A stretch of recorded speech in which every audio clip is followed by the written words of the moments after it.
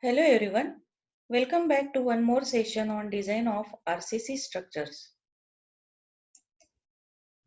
In this video, we are going to solve numerical example on design of isolated footing for axially loaded column.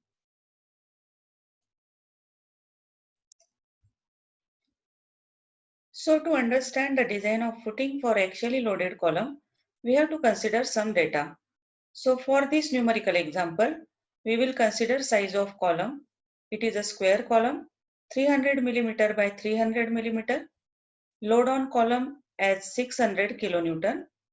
Shape bearing capacity of soil is 180 kilonewton per meter square, and we are considering M20 concrete and Fe415 steel. Now let us understand how to design the footing for this axially loaded column. The load on column is 600 kilonewton. There are 10 important steps for design of footing for axially loaded column. Step number 1, we decide size of footing for the given load. Step number 2 is calculate upward pressure intensity of soil on footing. This is nothing but the load on footing for which we are going to design the depth and reinforcement of the footing. Step number 3 is to calculate depth of footing from one-way shear criteria. Next, we check for depth to take maximum ultimate bending moment. So first of all, we have to calculate bending moment and we have to check whether the depth provided is sufficient to take maximum ultimate bending moment. Next step is check for depth to take two-way shear. Two-way shear is also called as punching shear. So next step is to check for punching shear. Step number 6 is calculation of the reinforcement. So what is the reinforcement required? So this is actually a two-way footing because reinforcement is provided in both the directions. This is the footing for column. Therefore, it is called as two-way footing. So after calculating the steel, we have to check for minimum reinforcement. Then check for shear stress, calculation of development length, and finally, the last step is detailing of the reinforcement. So let us understand this step by step, the design of footing. Before we start solving numerical example on footing, I request you to please share the video if you find it useful.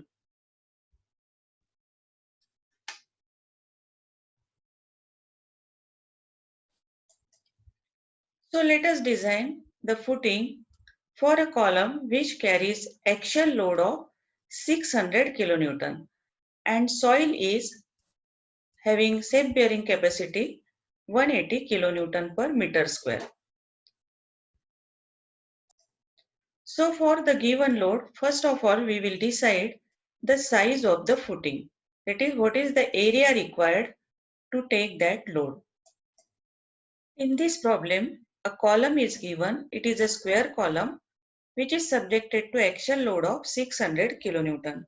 Now you know that the main purpose of footing is to transfer the load of superstructure which is coming on the column to the soil safely. Now the load carrying capacity of column is very high as compared to shape bearing capacity of the soil. Therefore, we cannot put this or we cannot raise this column directly on the soil. The load from the column is to be spread on the wider area so that the load on soil is within the shape bearing capacity of the soil. And if you provide this column or if you raise this column directly on soil, it will get punched into the soil. It will penetrate into the soil and therefore we have to distribute this load on wider area. So this load of 600 kilonewton is now distributed over the wider area and therefore we have to provide this footing. Now while calculating size of footing, first of all we have to calculate what is the load coming on this soil. So for that, the total load on column is 600 kilonewton. In that, we have to add self-weight of the footing. Now in design of footing, we consider the self-weight of footing as 10% of whatever load is given on the column. So in this case, first we calculate total load on soil. So what is total load here? It is load on column plus self-weight of footing. How to calculate self-weight of footing? It is assumed 10% of load on column, and therefore if P is the load on column, 10% of P is self-weight of footing. So total we get 1.1 P. So this is the load on soil. So load on soil divided by self bearing capacity of soil, we get area of footing. So what is area of footing? It is load on soil divided by self bearing capacity of soil. So this formula we use to calculate what is the plan area required for this footing to carry 600 kilonewton load on column. So let us substitute the values given in the problem in this formula to calculate area of footing. So in this numerical example, P is given as 600 kilonewton and safe bearing capacity is 180 kilonewton per meter square, and therefore we will get area in meter square, which is 3.667 meter square. Now if you observe this formula, we are using this P as a working load. That means we have not multiplied this P by 1.5 to calculate factored load while calculating size of footing. Now what is the reason behind this? I told you for calculating size of footing, that is area of footing, load is taken as working load on serviceability condition and not on limit state of collapse. That means we do not multiply the load, this P load, by 1.5 because the safe bearing capacity, that is allowable soil pressure, is given to structural designer by the geotechnical consultant, and this is applicable for service load condition only because this safe bearing capacity includes the factor of safety, and therefore this P we don't have to multiply by 1.5 but we have to take the load as service load condition, that is working load. So please remember this point, this is very important point. That is why deciding the size of footing, we don't have to multiply the P by 1.5. Once you calculate the area of footing, we have to calculate the size. Now here the column is a square column and therefore we are providing here square footing. So let us assume that the size of the footing is B by B. So since area is given, B is under root of area. So B is equal to 1.91 meter. Actually we are getting it 1915 millimeter. So we do not provide this odd number. While providing the size of footing, we round up this to next higher multiple of 100 millimeter. So we will round up this to next 100 millimeter, and therefore for this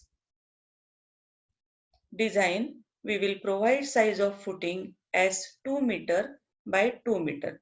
By rounding this figure to next 100 millimeter, we get 2 meter by 2 meter size of footing. So this is how we decide the size of footing. Next step is calculation of upward pressure intensity of soil on footing. This upward pressure intensity of soil is nothing but the load which is acting on the footing, the load for which we are going to design the footing. As you know, the load path in RCC structure, that first the load is generated on slab. From the slab, the load is transferred to beam. From the beam in the form of reaction, the reaction is transferred to column. This is the load which is transferred from the beam to column, and from the column the load is transferred to soil through this footing on the wider area. So this is the load which is transferred from the footing to soil. When the footing transfer the load to the soil, there will be upward pressure intensity. There will be upward pressure which act on the footing. So this is upward pressure from the soil on the footing. What will happen because of this upward pressure intensity? There will be bending moment and shear force induced in this footing because of this pressure. It is just like a cantilever on both the side subjected to Q pressure on this footing. So because of this upward soil pressure, there will be bending moment shear force on the footing, and for which we have to design the footing. Now remember that while calculating this upward pressure intensity, we have to consider the load on column alone. We don't have to take the self weight of footing while calculating the upward pressure intensity of soil.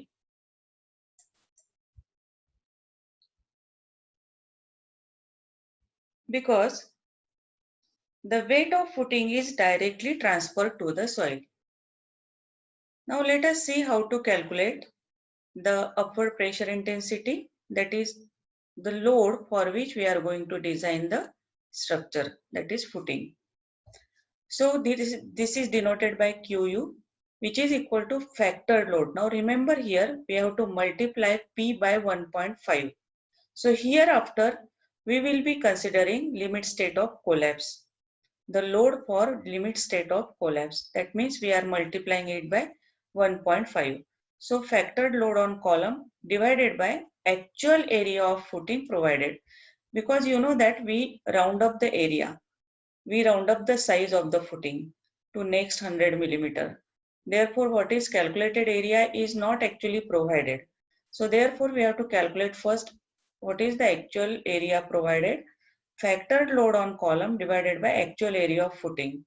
So what is factored load on column? We have to multiply it by 1.5 and calculate what is the actual area of footing. Then you will get what is the upward pressure intensity of soil on footing. So let us substitute P is equal to 600 kilonewton and actual size of footing is 2 meter by 2 meter. So if you calculate this, you will get upward pressure intensity of soil is 0.225 Newton per millimeter square. So this is the pressure for which we will be designing this footing. So this is very important step, and you have to remember here, you have to consider only the load on column, which is a factored load, that is multiplying it by 1.5. So this is how we calculate upward pressure intensity of soil. Next step is to calculate the depth of footing from one-way shear criteria. Now here, this is the most critical step in design of footing, that is to decide the depth. There are three criteria to decide the depth of footing. One is bending moment criteria, second is one-way shear criteria, and third is punching shear criteria. So far we have decided size of footing and we have calculated upward pressure intensity of soil on the footing.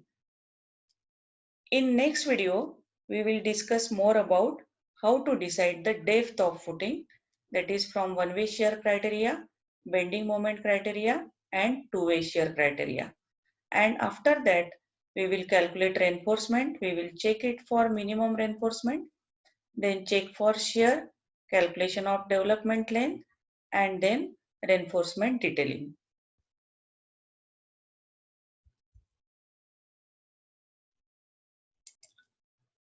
I hope you will find this basic video on footing useful. Let us meet in next video very soon. So stay connected. Thank you.